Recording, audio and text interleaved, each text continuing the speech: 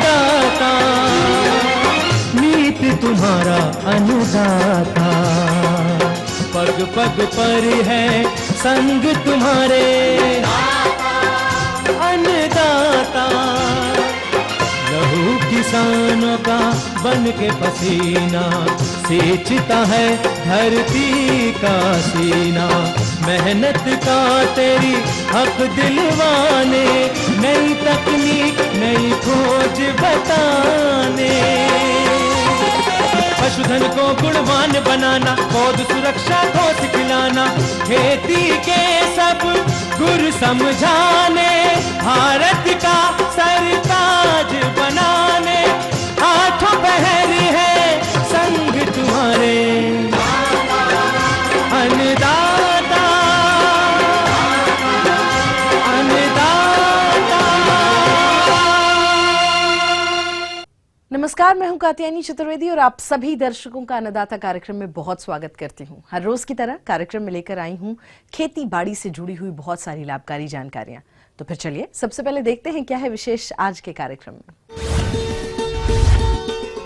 आलू की फसल को सबसे ज्यादा नुकसान करने वाले पिछेती झुलसा रोग का नियंत्रण।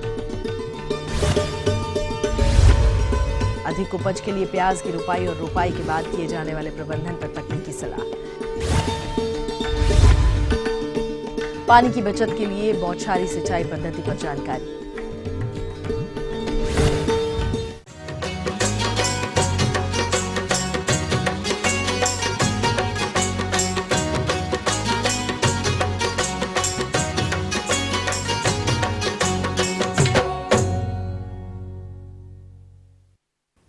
किसी भी फसल की बुआई या रुपाई के बाद जब फसल बढ़वार लेने लगती है, तब अच्छे प्रबंधनों के बावजूद भी मौसम में बदलाव के कारण कीट और रोग फसल को क्षति पहुंचाते हैं। यहाँ यदि आलू की फसल की बात करें तो प्रदेश में इस समय भारी ठंड है और ऐसा मौसम आलू में रोग फैलाने का कारण बनता है। तो किसान भाइयों, आलू की फसल में कौन सा रोग अधिक क्षति करता है और उसका नियंत्रण कैसे करना है, चलिए जानते हैं कृषि विश्वविद्यालय कानपुर के डॉक्टर अजय यादव से। किसान भाइयों, आप जानते हैं कि आलू हमारी एक महत्वपूर्ण फसल है प्रदेश की, और इस समय हमारी आलू की फसल फील्ड पर खड़ी है। किसान भाइयों, आप इसमें देख रहे हैं कि मौसम को देखते हुए टेम्परेचर मेरा बहुत कम है, इसलिए इसमें देखा जा रहा है कि ब्लाइट, जिसे हम लोग झुलसा रोग कहते हैं, आ गया है। आलू की फसल में लगने वाले पछेती झुलसा रोग का प्रकोप खासकर ठंड के मौसम में, जब वातावरण में नमी अधिक होती है, तब यह रोग अधिक देखने को मिलता है। परंतु हमारे कुछ किसान भाई इस रोग को समय से नहीं पहचान पाते हैं, जिसके कारण से उन्हें फसल से कम उपज की प्राप्ति होती है। किसान भाइयों, मैं बताऊं कि इस रोग में जो है होता क्या है कि जिस समय फसल आपकी खड़ी होती है, जब टेम्परेचर बहुत कम होता है तो झुलसा रोग अपने आप यहाँ पर आ जाता है। जिसे हम लोग पछेती झुलसा बोलते हैं। पत्तियाँ जो हैं ब्राउन होने लगती हैं और इससे जो है हमारी लीफ खत्म होने लगती हैं, पत्तियाँ खत्म होने लगती हैं, जिससे हमारा उत्पादन पर सीधा प्रभाव पड़ता है। किसान भाइयों, जब पत्तियां जलने लगते हैं तो आप समझिए कि नीचे का भोजन कम बनता है और हमारा जिसमें फल बनता है, नीचे जो आलू ट्यूबर बनता है, वो बिल्कुल छोटा रह जाता है, जिस प्रकार से उत्पादन काफी प्रभावित होता है। आलू की फसल में लगने वाले पछेती झुलसा रोग का समय से नियंत्रण न करने पर शीघ्र ही यह एक महामारी का रूप धारण कर लेता है, जिससे कि हमारे किसान भाइयों को काफी नुकसान का सामना करना पड़ता है। इसलिए इस रोग के शुरुआती लक्षण दिखाई देने पर हमारे किसान भाई समय से इस रोग का नियंत्रण कर लें। किसान भाइयों, इसके बचाव अभियंत्रण के लिए या बचाव नियंत्रण के लिए हम लोग जो कुछ करना चाहते हैं, आपको बताना चाहते हैं। इस समय जो फसल हमारी मैदानों में खड़ी हुई है और इसमें आप प्रेजेंट टाइम में मौसम देखते हुए पूरा ब्लाइट आ गई है और इसको सही समय पर अभी इसमें कुछ दवाएं ऐसी आती हैं जिसका हम प्रयोग करते हैं तो उसको हम रोक सकते हैं कुछ हद तक ले। इसके लिए किसान भाइयों, सबसे पहले हम जो है फील्ड को देखते हैं और इसमें उन दवाओं का प्रयोग करते हैं जो इसमें फफूंदनाशक होती हैं, जिसको रोग खत्म करते हैं। और इसके लिए हम डायथेनम 45 या रीडोमिल, इसमें 3 ग्राम 1 लीटर पानी में प्रयोग करते हैं। इसके साथ हम इसी में कोई फफूंदनाशक या इसके अलावा कोई इंसेक्टिसाइड हम मिलाते हैं, जिससे हम इसमें इमिडाक्लोप्रिड या फास्फामिडान इस दवा में प्रयोग मिला के प्रयोग करते हैं। का रेशियो जो होता है 3 ग्राम प्रति लीटर और इमाडिक्लोप्रिड या फास्फामिडान, ये हमारा जो है 2 ml प्रति लीटर की दवा हिसाब से हम दवा का प्रयोग करते हैं। वैसे प्रति हेक्टेयर में 1000 लीटर का पानी का प्रयोग हो जाता है, लेकिन जिस प्रकार से आपकी फील्ड हो, जैसे आपकी बेल हो, हम उसी प्रकार से पानी का प्रयोग करते हैं।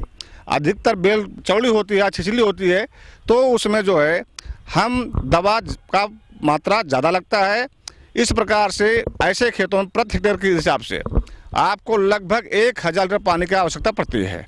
और इसको किसान भाई 10 दिन के अंतराल पर इसको पुनः दोहराया जा सकता है। और दोहराने के बाद आप देखें कि कहीं रोग बढ़ा तो नहीं है। यदि रोग बढ़ा है तो फिर हम इसमें एक दवा चेंज कर सकते हैं। जो हमारी इंसेक्टिसाइड है वह दवा हम अपनी चेंज कर लेते हैं, क्योंकि बार बार हम एक दवा नहीं छिड़क सकते हैं। इसके बाद हम उसके अलावा कोई और इंसेक्टिसाइड उसके साथ हम मिलाते हैं, जिससे किसान भाई इस फसल को आसानी से हम अपने इस रोग से इन फसलों को बचा सकते हैं। जी हाँ, तो ये थी कुछ उपयोगी जानकारियां। यहाँ पर एक बहुत छोटे से ब्रेक के लिए रुकेंगे, जल्द लौटेंगे। अधिक उपज के लिए प्याज की रुपाई और रुपाई के बाद किए जाने वाले प्रबंधन पर तकनीकी सलाह।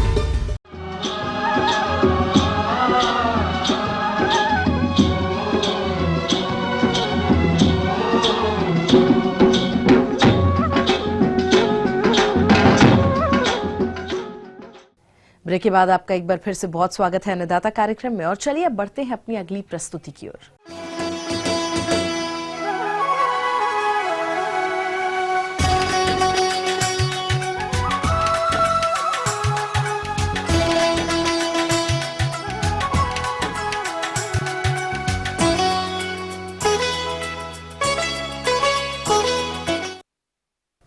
प्याज, जिसकी हर घर में प्रतिदिन मांग रहती है, और इसीलिए जब भी इसका उत्पादन कम होता है तो प्याज की कीमत आसमान छूने लगती है।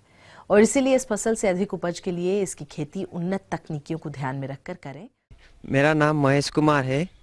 मैं आज कृषि विज्ञान केंद्र सहारनपुर पे डॉक्टर साहब के पास ये जानने आया हूँ कि जो सर्दियों में प्याज की खेती लगती है, इसमें किस तरह की प्रबंधन की ज़रूरत है और इसमें किस तरह की समस्याओं का सामना करना पड़ता है, और किस तरह इस प्याज की खेती की बुआई की जाती है, और किस तरह इस प्याज की खेती में हमें ज़्यादा से ज़्यादा मुनाफा हो सकता है, इसके बारे में जानकारी दें। और इसी बात को ध्यान में रखते हुए आज आपको मिलवाएंगे कृषि विज्ञान केंद्र सहारनपुर के डॉक्टर बीपी शाही से, जो प्याज की रुपाई और बाद के प्रबंधनों पर तकनीकी सलाह देंगे। इसी संदर्भ में मैं किसान भाई आपसे निवेदन करना चाहता हूं कि चूंकि प्याज की जो नर्सरी रहती है वो अक्टूबर लास्ट नवंबर के प्रथम सप्ताह में लगाते हैं, और लगभग हमारी जब प्याज की नर्सरी 60 दिन 2 माह की हो जाती है तब उसकी रुपाई योग्य हो जाती है। तो जो किसान भाई अक्टूबर में कर लिए हैं तो दिसंबर की लास्ट अंतिम सप्ताह चल रहा है। इस समय किसान भाइयों प्याज की नर्सरी हमारी तैयार हो चुकी है, और जो नवंबर में डाले हैं वो जनवरी में उनकी नर्सरी तैयार होगी।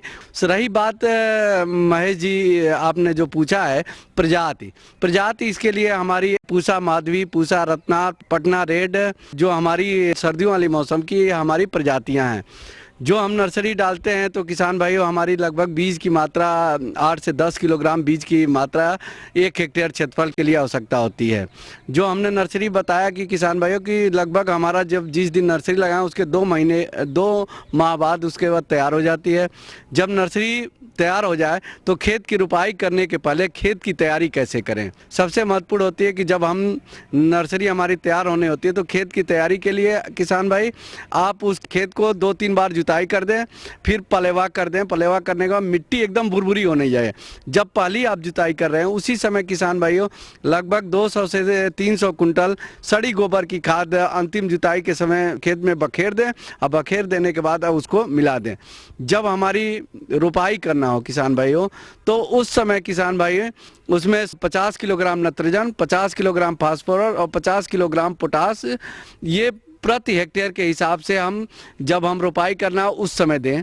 और लगाने के पूर्व नर्सरी के उपचार करने के लिए उसके जड़ को 1 ग्राम बाविस्टिन 1 लीटर पानी में घोल बना करके तैयार कर लें, और उसके जड़ को 15 से 20 मिनट की डीप करके और उसके बाद खेत में लगाएं। जब हम रोपाई कर लें उसके 30 से 35 दिन बाद प्रथम निराई गुड़ाई करें और निराई गुड़ाई उपरांत करने के बाद उसमें 25 किलोग्राम नत्रजन ट्राप ड्रेसिंग के रूप में दे करके बखेर के और उसके बाद से हल्की पानी चला दें।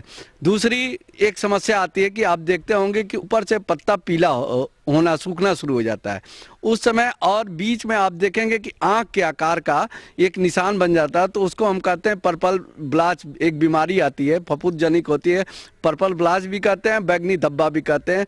तो उस समय किसान भाइयों आप उसमें मेन्कोजेब 2 ग्राम प्रति लीटर पानी में घोल बना करके किसी के साथ या तो स्टिकर मिला दें, या आपके पास गुड़ हो, या शैम्पू का 2 पाउच प्रति टंकी में के हिसाब से 100 ग्राम अगर उसमें गुड़ डाल दें एक टंकी में, उसके बाद एक छिड़काव कर दें।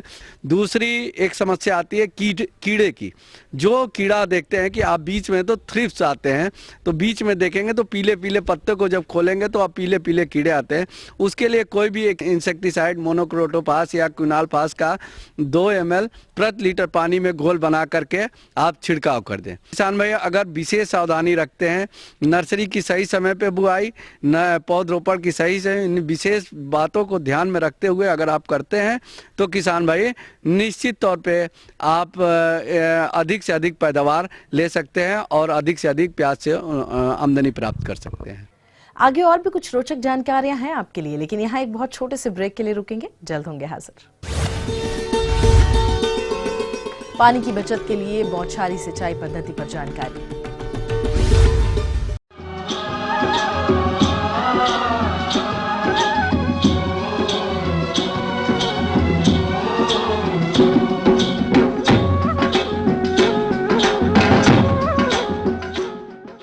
ब्रेक के बाद आप सभी दर्शकों का एक बार फिर से स्वागत है और चलिए रुख करते हैं अपनी अगली कड़ी की ओर।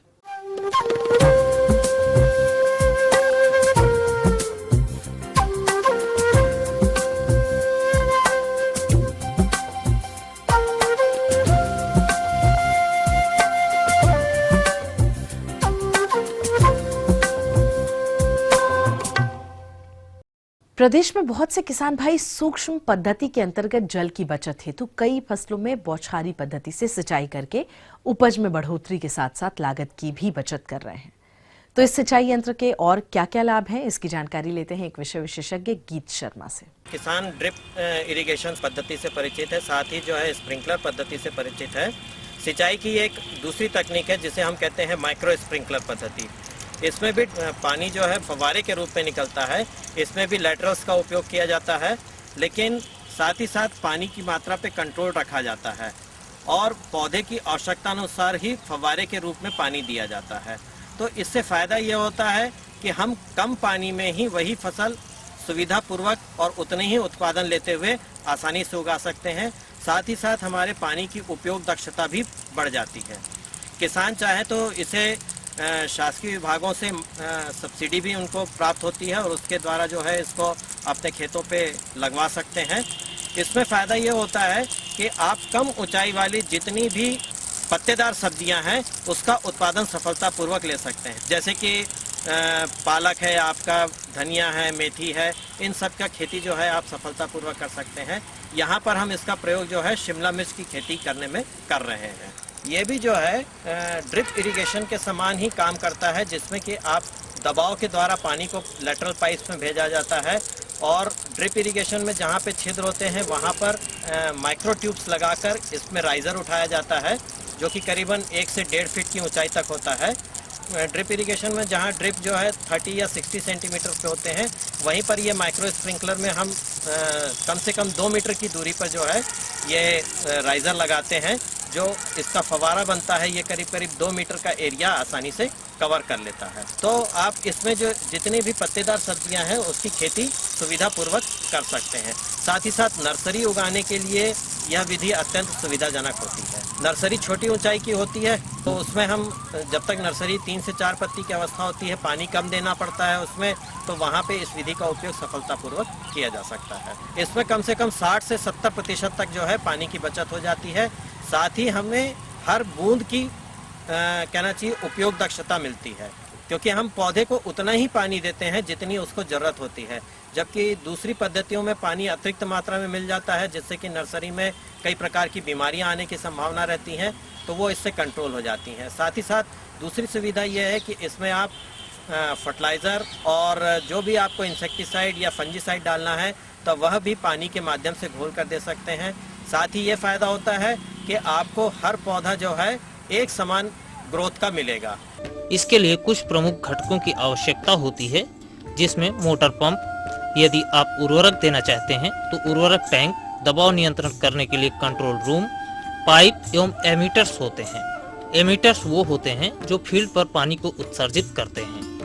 साथ ही साथ यदि हमें फ्लैट खेत में पानी देना होता है तो इसके लिए हमें 1.5 से 2 किलोग्राम प्रति वर्ग सेंटीमीटर का दबाव बनाकर रखना चाहिए, जिससे पानी का समान रूप से वितरण आपके खेत में हो सके।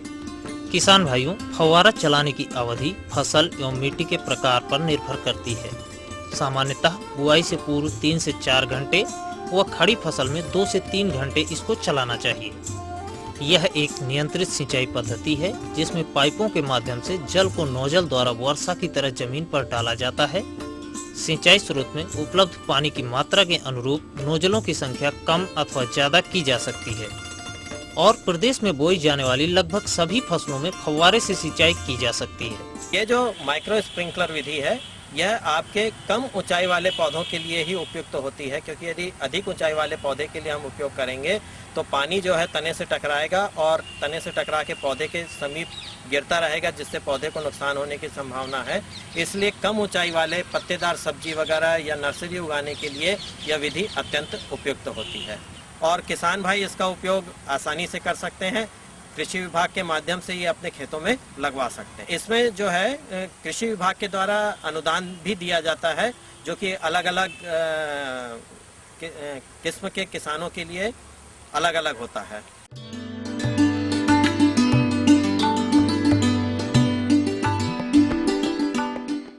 अन्नदाता हेल्पलाइन निशुल्क फोन संपर्क सेवा के माध्यम से आपके द्वारा पूछी गई समस्याओं में से 1 या 2 महत्वपूर्ण समस्याओं को हम अपने कार्यक्रम में जरूर शामिल करते हैं और इसी के तहत आज की चयनित समस्या और उसका जवाब इस प्रकार है। अन्नदाता निशुल्क फोन संपर्क सेवा के माध्यम से पूछे गए प्रश्नों में से आज हमने जिस प्रश्न को कार्यक्रम में शामिल किया है उसे पूछा है ग्राम कंदेसी, जिला इटावा के कृषक रामाधार सिंह ने। यह मोथा खरपतवार के समेकित नियंत्रण के बारे में जानकारी चाहते हैं। तो रामाधार सिंह जी, आपकी जानकारी हेतु प्रस्तुत है कार्यक्रम का यह अंश। मोथा का उत्पत्ति जो है, जिधर नहरीय क्षेत्र है, जिधर भी नहर का पानी आता है, तालाब का पानी आता है, नदी का पानी आता है, उस क्षेत्र में देखेंगे कि आपका मोथा का प्रकोप अधिक मात्रा में आपको मिलेगा। खासकर ये दोमट मिट्टी में इसकी संख्या ज़्यादा होती है। अब तो अक्सर देखिए आपकी जो केवाल मिट्टी है उसमें भी इसकी संख्या मिलने लगी है। इससे क्या है कि करीबन आपका मकई के केस में 30 to 40% लॉस जो है आपका उसके कारण होता है। गन्ना के केस में देखें, गन्ना की खेती करते हैं किसान भाई, गन्ना में भी करीब 40 से 45% जो है आपका मोथा अपटेक कर लेता है। जिस खेत में मोथे की संख्या ज़्यादा होगी, पर स्क्वायर मीटर करीबन 200 से 300 पौधे होंगे, उस खेत में करीबन 40 से 45% तक वो ले लेगा।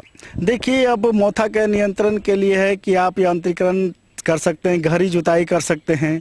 जितना आप नीचे से निकालेंगे उतना देखेंगे उसका राइजोम जो है कटते जाएगा और राइजोम जब कटेगा तो वो जो है आपका जो ट्यूबर है, ट्यूबर जो उससे कनेक्टेड है वो ट्यूबर फिर से जर्मिनेट कर लेगा। तो कभी जिस खेत में मोथा है खत्म होने वाला मैकेनिकल से नहीं है। अभी तक इसका खड़े फसल में नियंत्रण नाम की कोई दवा नहीं थी पूरे भारत में। अब ये आपका इसके लिए एक होलोसल्फुरान मिथाइल करके दवा 75 WG करके दवा आई है बाज़ार में। ये मकई और गन्ना के केस में 1 एकड़ खेत के लिए 36 ग्राम मात्र दवा लगती है। इसका घोल तैयार करके जैसे आपका मकई के केस में 20 से 25 दिन लगाए हुए हो जाता है, तो 20 से 25 दिन में जनरली जितने घासें हैं सब बाहर आ जाती है। बाहर आ जाने के बाद उसमें एक हल्की सिंचाई कर दें ताकि नमी रहे। अगर नमी नहीं है खेत में तो मॉइस्चर देख लें और उसके बाद इसका एक सार छिड़काव करें। छिड़काव करने के बाद किसान भाई घबराएं नहीं, 15 दिन में ये ऊपर से टिप से ये पीला होता हुआ नीचे की तरफ आएगा। 15 दिन के बाद जब इसकी गांठ निकाल के देखेंगे तो वो भी आपका सड़ा हुआ मिलेगा और आपके मकई के फसल पर, गन्ना के फसल पर इसका कोई दुष्प्रभाव नहीं है। किसान भाई ध्यान रखें, ये दवा का छिड़काव किसी अन्य फसल पर ना करें, सिर्फ मकई और गन्ना पर ही करें। एकीकृत खरपतवार प्रबंधन इस प्रकार है: समुचित फसल चक्र अपनाना, खरपतवार रहित प्रमाणित बीज ही प्रयोग में लाएं। बुआई हमेशा लाइनों में करें तथा पौधों से पौधों की दूरी उस फसल के अनुसार बनाए रखें, जिससे अन्य कर्षण क्रियाओं को करने के साथ साथ खरपतवार नियंत्रण में भी सहायता होगी। 3 से 4 सप्ताह में फसलों में उगे खरपतवारों की निंदाई गुड़ाई करें। फसलों के बीच में सूखी घास, फसल अवशेष का प्रयोग मल्चिंग के रूप में करें। यह विधि खरपतवारों के नियंत्रण के साथ साथ नमी संरक्षण में भी सहायक होती है। यदि कृषि उपकरणों को खरपतवार प्रभावित क्षेत्रों में लाया जाता है तो प्रयोगपूर्ण उपकरणों को अच्छी तरह से साफ कर लें। तो किसान भाइयों, यदि आप बताई गई विधियों द्वारा खरपतवारों का नियंत्रण करते हैं तो निश्चित ही अपनी फसलों से अच्छा उत्पादन प्राप्त कर सकेंगे। इसी कड़ी में जो दूसरा प्रश्न कार्यक्रम में शामिल किया है उसे पूछा है ग्राम लौंगपुर, जिला बरेली के कृषक अरुण कुमार ने। यह भेड़ की मुजफ्फरनगरी नस्ल के बारे में संपूर्ण जानकारी चाहते हैं। तो अरुण कुमार जी, आपकी जानकारी हेतु प्रस्तुत है कार्यक्रम का यह अंश। मुजफ्फरनगरी नस्ल भेड़ों की सभी नस्लों में सबसे अधिक शारीरिक भार वाली नस्ल है और इसकी मांस की गुणवत्ता सबसे अच्छी है। मुजफ्फरनगरी नस्ल की जो मुख्य पहचान है, इसमें पूंछ का लंबा होना। यह सभी नस्लों में इसकी पूंछ बहुत लंबी होती है। कुछ जानवरों में, कुछ का मतलब करीब 5% जानवर ऐसे भी होते हैं जिनकी पूंछ ज़मीन को टच करती है, ज़मीन तक पहुंच जाती है। दूसरा, शरीर का रंग सफ़ेद होता है और इसका जो चेहरा है थोड़ा उभरा हुआ होता है। यह सभी नस्लों में, जैसे कि मैंने बताया, सबसे अधिक भार वाली है। इसलिए इसके जो मेमने पैदा होते हैं उनका भी जन्म भार सभी नस्लों से अधिक होता है। औसतन जन्म भार 3.8 किलो, लगभग 3.25 किलो के आसपास होता है। बाकी सभी नस्लों में, किसी भी नस्ल में 3 या 3.25 किलो से जन्म भार अधिक नहीं होता। और इसके शारीरिक भार 3 माह पर शारीरिक भार, 6 माह पर शारीरिक भार और 12 माह पर शारीरिक भार जो हमने रिकॉर्ड किए हैं वो इस तरह से हैं। 3 माह पर 17 किलो और 6 माह पर करीब 26 किलो और 12 माह पर 32 किलो इसका औसत आता है। बाकी किसी भी भेड़ नस्ल में इतने औसत नहीं आते। एक इसकी जो खासियत है, यह बहुत ही मजबूत या हार्डी नस्ल है। इसमें मृत्यु दर बहुत कम है। यदि हम वर्ष में देखें तो करीब 2 या 2.5% इसकी मृत्यु दर होती है। कारण यही है कि इसके मेमने काफ़ी शारीरिक भार वाले होते हैं और ग्रोथ अच्छी होती है, इसलिए इसमें बीमारी कम लगती है। अब आता है इसका ऊन की गुणवत्ता और ऊन उत्पादन के बारे में। यह नस्ल पूर्णतः मांस उत्पादन वाली नस्ल है। केवल इसका मांस उत्पादन के लिए इसको पालते हैं। इस नस्ल में ऊन का उत्पादन करीब 1.25 किलो 1 साल में आता है, जिसे हम वर्ष में 2 बार ऊन कल्पन करते हैं। 600 से 700 ग्राम, 800 ग्राम एक बार में ऊन आती है। गुणवत्ता इसकी गलीचा उत्पादन की दृष्टि से उपयुक्त नहीं है, इसलिए हम इसको गलीचा बनाने में काम नहीं ले सकते। इसके बाद आता है दुग्ध उत्पादन। दुग्ध उत्पादन 1 या 2 नस्लों छोड़कर किसी भी भेड़ से दूध नहीं निकाला जाता। इनमें 400 ml या 500 ml उतना ही दूध होता है जो इसके बच्चे के लिए, पेट भरने के लिए पर्याप्त होता है। इसके बाद आता है जनन क्षमता। चाहे भेड़ हो चाहे बकरी हो, जनन क्षमता शरीर आकार पर निर्भर करती है।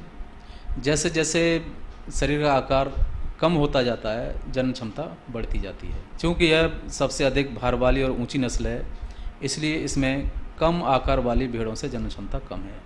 फिर भी यहाँ हमने अनुसंधान करके इसकी जन्म क्षमता में काफ़ी सुधार किया है। अखिल भारतीय भेड़ सुधार परियोजना के अंतर्गत रखा गया है, जिसमें हमारा उद्देश्य केवल इसके शारीरिक वृद्धि यानी मांस उत्पादन में वृद्धि करना है। इस परियोजना में हम इस नस्ल में संस्थान में आनुवंशिक सुधार तो कर ही रहे हैं, लेकिन इसके साथ साथ हमारा उद्देश्य ये भी है कि गांव तक भी इस तकनीक को पहुंचाकर भेड़ पालकों के रेवड़ों का आनुवंशिक सुधार करें। इसके लिए प्रति वर्ष 70 या 80 प्रजनक मेढ़े किसानों को दिए जाते हैं वह अपने रेवड़ों में इसका प्रयोग करते हैं। किसानों को हम मेड़े हमारे संस्थान द्वारा निर्धारित कीमतों के आधार पर दिया जाता है, जो कीमत गांव की कीमत से काफ़ी कम।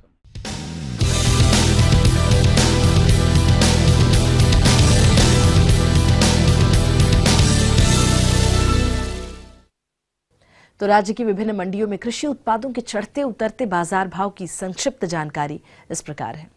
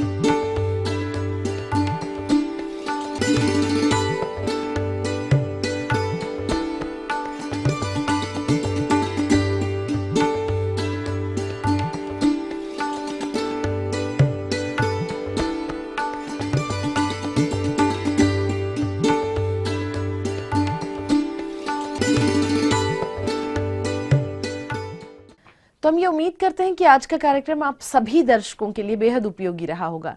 किसान भाई और अन्नदाता आपकी सेवा के लिए संकल्परत है और कृषि संबंधित समस्या एवं सुझावों के लिए आप हमें इस पते पर संपर्क भी कर सकते हैं। हमारा पता है प्रोड्यूसर अन्नदाता ETV Uttar Pradesh Uttarakhand, Ramoji film city Hyderabad 501512 और साथ ही आप हमें ईमेल भी कर सकते हैं। हमारा ईमेल एड्रेस नोट कर लीजिए annadaata.up@etv.co.in और इसके अतिरिक्त आप हमें निःशुल्क हेल्पलाइन नंबर 180010845999 पर सोमवार से शनिवार सुबह 10 बजे से शाम 4 बजे के बीच में कभी भी संपर्क कर सकते हैं। और चलिए अब देखते हैं कल दिखाए जाने वाले कार्यक्रम की मुख्य झलकियां।